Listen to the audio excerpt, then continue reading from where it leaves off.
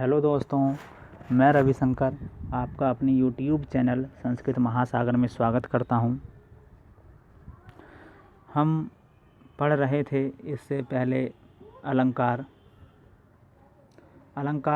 का ये आज भाग 3 है। 2 भाग कंप्लीट हो चुके हैं। जिन्होंने पहली 2 वीडियो नहीं देखी हैं वह उनको चैनल की प्ले लिस्ट में जाकर के देख सकते हैं। जो चैनल पर नए आए हैं वह चैनल को सब्सक्राइब कर लीजिए और वीडियो को लास्ट तक ज़रूर देखना, और वीडियो अच्छे लगे तो लाइक और शेयर ज़रूर करना। चलिए शुरू करते हैं वीडियो। देखिए, अलंकार के 2 भेद होते हैं, शब्द अलंकार और अर्थालंकार। शब्द अलंकार को हमने पढ़ा था भाग 1 में। अर्थालंकार के 5 भेद हमने पढ़े हैं भाग 2 में, और अर्थालंकार का जो छठा भेद है वो आज हम पढ़ेंगे। अर्थालंकार का छठा भेद है वो आज हम पढ़ेंगे। छठा है संदेह अलंकार। ठीक है, संदेह अलंकार। संदेह अलंकार होता है जहाँ उपमेय में उपमान का संदेह हो। ठीक है, उपमेय कौन? जिसकी हम तुलना करते हैं, और उपमान जिससे हम तुलना करते हैं। ठीक है, जहाँ उपमेय में उपमान का संदेह हो, अर्थात जिसकी किसी वस्तु में दूसरी वस्तु का संदेह हो और इसमें अंत तक संदेह बना रहता है। सही क्या है यह निश्चय नहीं हो पाता है। ठीक है, तो संदेह अलंकार होता है जहाँ पर उपमेय और उपमान में संदेह बना रहे कि ये वस्तु है क्या वास्तव में, ये निश्चय ना कर पाए हम, और लास्ट तक संदेह ही बना रहे, निश्चय न हो पाए, तो वहाँ पर होता है संदेह अलंकार। जैसे कि यह मुख है या चंद्र। यह मुख है या चंद्र, देखिएगा, यह मुख है या चंद्र, हम निश्चय ही नहीं कर पा रहे हैं कि मुख है या चंद्रमा है। सही से इस पर पता ही नहीं चल पा रहा कि मुख है चंद्रमा। इतना संदेह हो गया चंद्रमा में और मुख में समानता के कारण कि हम निश्चय नहीं कर पा रहे हैं कि मुख है या चंद्र। तो यहाँ पर होगा संदेह अलंकार। इसमें देखिए जो सूचक शब्द आते हैं या, अथवा, किंबा, किंधो, ठीक, ये आते हैं शब्द। एक प्रसिद्ध उदाहरण है एक,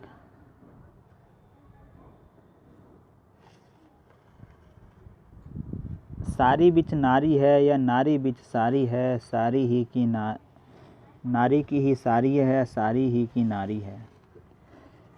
यहाँ पर देखिए साड़ी और नारी में इतना संदेह है कि संदेह इससे हम निकल नहीं पा रहे हैं। पता नहीं चल पा रहा कि साड़ी है या ये कोई स्त्री है। तो यहाँ पर संदेह बना हुआ है, तो यहाँ पर भी संदेह अलंकार है। और यहाँ पर देखिए या का प्रयोग हुआ है। हरि मुख यह आली, किधो यो मयंक। हरि मुख यह आली, हरि मुख, आली सखी, आली कहते हैं सखी को। हे सखी, ये भगवान विष्णु का मुख है। किधो अथवा या, यो मयंक, या यह चंद्रमा है। यह भगवान विष्णु का मुख है या चंद्रमा। एक सखी अपनी दूसरी सखी से कहती है कि हे सखी, ये भगवान विष्णु का मुख है या चंद्रमा है। यानी कि जो है वह सखी है दूसरी सखी से पूछ रही है, क्योंकि उसे सही से पता नहीं चल पा रहा कि ये मुख है या चंद्रमा है। यानी कि निश्चय नहीं है। जहाँ पर निश्चय ना हो और संदेह बना रहे लास्ट तक, तो वहाँ पर होता है संदेह अलंकार। तो ये तो हो गया संदेह अलंकार। नेक्स्ट है, अगला अलंकार है अर्थालंकार का 7वां है भ्रांतिमान। भ्रांतिमान, जहाँ समानता के कारण एक वस्तु को दूसरी वस्तु मान लिया जाए, अर्थात उपमेय में उपमान का भ्रम हो। अब देखिए, संदेह अलंकार में संदेह बना रहता है और उस संदेह में हम कोई उल्टा सीधा कार्य नहीं करते हैं। लेकिन भ्रांतिमान अलंकार में दूसरी वस्तु मान लिया जाता है, मतलब जो होती है वह तो हम मानते नहीं, और भ्रम बस दूसरी मान लेते हैं। इतना ज़्यादा संदेह हो जाता है कि हम उसको दूसरी मान लेते हैं, भ्रम हो जाता है। ठीक है, और कुछ ना कुछ कार्य भी कर बैठते हैं, दूसरी वस्तु मान करके कुछ ना कुछ कार्य भी कर बैठते हैं। ठीक है, तो यहाँ पर होता है भ्रम। भ्रांतिमान में क्या होता है? भ्रम होता है। संदेह में संदेह बना रहता है। ठीक, जैसे उदाहरण देखिए इसका ज़रा। कोमल किंसुक समझकर झपटा भोरा तोते की लाल चोंच पर, तोते ने निज चोंच चलाई जामुन का फल समझकर। तोते ने निज चोंच चलाई जामुन का फल समझकर। देखिए किंसुक होता है, एक फूल का नाम होता है, कोमल होता है बहुत, ठीक है, और लाल तरह का होता है, कोमल तोते की चोंच के आकार का। तो जो भोरा होता है, भोरे ने तोते की लाल चोंच को क्या समझ लिया, किंसुक का फूल समझ लिया, ठीक है, और जो भोरा है वह तोते की लाल चोंच पर बैठ गया, ठीक, क्या समझ करके, किंसुक का फूल समझ करके, क्योंकि किंसुक का फूल भी तोते की लाल चोंच की तरह से लाल होता है, इसलिए भोरे ने तोते की चोंच को किंसुक का फूल समझ लिया, उसे भ्रम हो गया और वह उस चोंच पर बैठ गया, और तोते को भी भ्रम हो गया। तोते ने चोंच चलाई जामुन का फल समझकर, और तोते ने भोरे को क्या समझ लिया, जामुन का फल, ठीक है, तोते को भी भ्रम हो गया। तो यहाँ पर भोरे को भ्रम हुआ तोते की लाल चोंच में किंसुक का फूल होने का, और तोते को भ्रम हुआ भोरे में जामुन का फल का, ठीक है, तो दोनों को ही भ्रम हो गया और दोनों ने अपना अपना कार्य कर दिया। बल खाती काली चोटी को देख भ्रम होता नागिन का, तो यहाँ पर चोटी को देख करके नागिन का भ्रम हुआ है, ठीक। आगे है, जान मेघ घनश्याम को नाच उठे बनमोर, जान मेघ घनश्याम को नाच उठे बनमोर। यहाँ पर श्री कृष्ण जी को देख करके मोर नाच उठते हैं, उन्हें घनश्याम बादल मेघ समझ लेते हैं, घनश्याम को मेघ समझ लेते हैं, कौन, मोर, ठीक है। तो मोर को श्री कृष्ण में मेघ का भ्रम हो जाता है और वह नाचने लगते हैं, ठीक। यहाँ भी भ्रांतिमान अलंकार है, यह था भ्रांतिमान अलंकार। उपमा अलंकार, यहाँ पर देखिए रूपक अलंकार का, अर्थालंकार का 8वां भेद है प्रतीप अलंकार, अर्थालंकार का 8वां भेद है प्रतीप अलंकार। ये प्रतीप अलंकार जो होता है उपमा अलंकार का उल्टा होता है। तो जब उपमा अलंकार का उल्टा होता है तो हमें समझना होगा उपमा अलंकार क्या होता है। उपमा अलंकार होता है जहाँ पर उपमेय की उससे ज़्यादा प्रसिद्ध वस्तु से तुलना की जाती है। जब किसी वस्तु या प्राणी की तुलना उससे ज़्यादा प्रसिद्ध से की जाती है तो वहाँ पर होता है उपमा अलंकार, मतलब समानता बताई जाती है। लेकिन प्रतीप अलंकार में जो उपमान होता है जिससे हम तुलना कर रहे हैं, उसको जिससे तुलना की जा रही है उससे भी नीचा दिखा दिया जाता है। मतलब हम जिससे तुलना कर रहे हैं उसको तो हम नीचा दिखाएंगे और जिसकी तुलना कर रहे हैं उसको और ज़्यादा अच्छा दिखा देंगे उससे, ठीक है। तो यहाँ वहाँ पर होगा प्रतीप अलंकार, यानी कि जो प्रसिद्ध उपमान होता है, जो प्रसिद्ध उपमान होता है,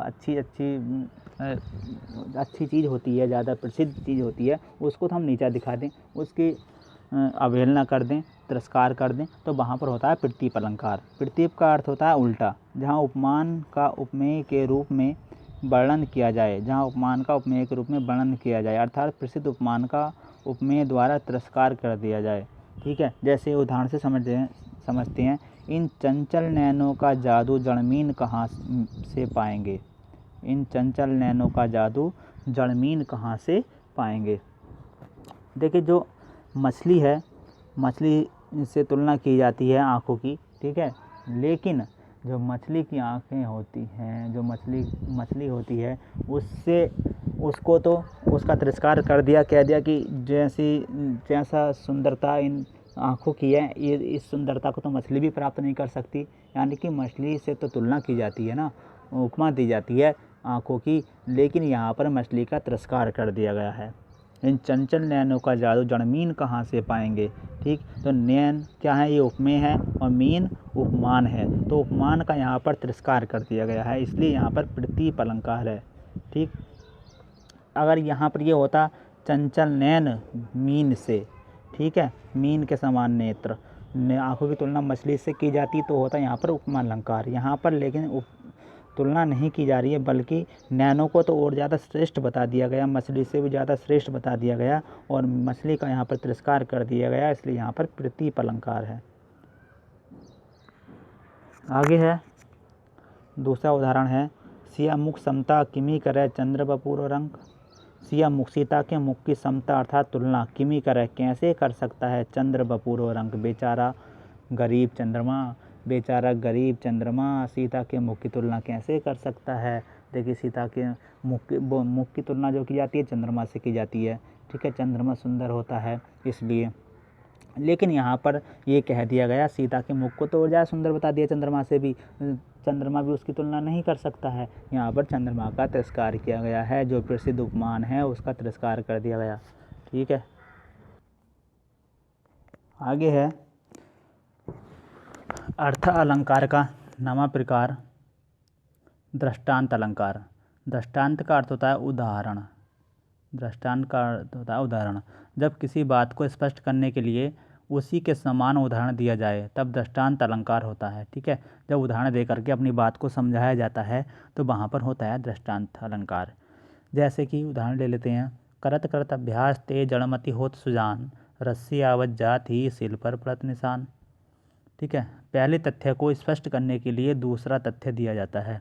जैसे करत करत अभ्यास थे, प्रयास करते करते मूर्ख बुद्धि भी सुजान अर्थात विद्वान हो जाता है। कैसे, उदाहरण दिया गया है यहाँ पर, उदाहरण देकर समझाया गया है। जैसे रस्सी आवत जात ही सिल पर पड़त निशान, जैसे रस्सी यदि एक स्थान पर बार बार आती जाती है तो उस रस्सी से पत्थर पर भी निशान पड़ जाता है। ठीक है, तो यहाँ पर उदाहरण दिया गया है। मनुष्य जन दुर्लभ अहि होए न दूजी बार, पका फल जोगरी लगे न दूजी बार। यानी कि मनुष्य का जन्म दुर्लभ है, दूसरी बार होना मुश्किल होता है। जैसे कि उदाहरण दिया गया है यहाँ पर अपनी बात को, पहली बात को पुष्ट करने के लिए पका फल, यदि कोई पका फल वृक्ष से गिर जाए तो दूसरी बार उसको फिर वहाँ पर नहीं लगाया जा सकता। ठीक उसी तरह से मनुष्य का जन्म भी दुर्लभ होता है। तो दृष्टांत उदाहरण यहाँ पर, दृष्टांत अलंकार यहाँ पर है। मन मलिन तन सुंदर कैसे, विष रस भरा कनक घट जैसे। मन मलिन तन सुंदर कैसे, यदि मन में बुराइयां हों, मैल भरा हो तो शरीर सुंदर कैसे हो सकता है। ठीक उसी तरह से जैसे विष रस भरा कनक घट जैसे सोने का घड़ा हो और उसके अंदर विष भरा हो तो हम उसको अच्छा नहीं मानेंगे। तो यहाँ पर उदाहरण दे करके पहली बात को समझाया गया है। जब उदाहरण दे करके कोई बात समझाई जाती है तो वहाँ पर होता है दृष्टांत अलंकार। अब देखिए, हम अर्थालंकार का 10वां भेद है विभावना अलंकार।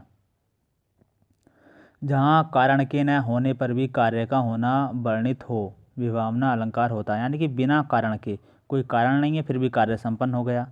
ठीक है, तो वहाँ पर होता है विभावना अलंकार।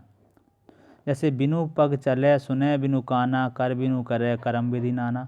यानी कि बिना पैरों के चलना, बिना कानों के सुनना, बिना हाथों के करना। ठीक है, तो ये बिना कारण के ही कार्य हो रहे हैं, इसलिए यहाँ पर विभावना अलंकार होगा। और अगला उदाहरण है, बिन घनश्याम धाम ब्रजमंडल में उद्धव नित बस्ती बहार वर्षा की है।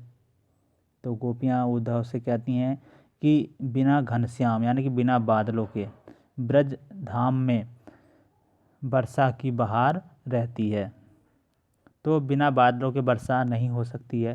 तो यहाँ पर बिना कारण के कार्य का होना वर्णित है, अतः यहाँ पर कौन सा अलंकार होगा, विभावना अलंकार।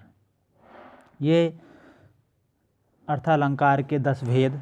वैसे अर्थालंकार के बहुत भेद हैं, लेकिन जो मुख्य मुख्य हैं वो यही हैं 10।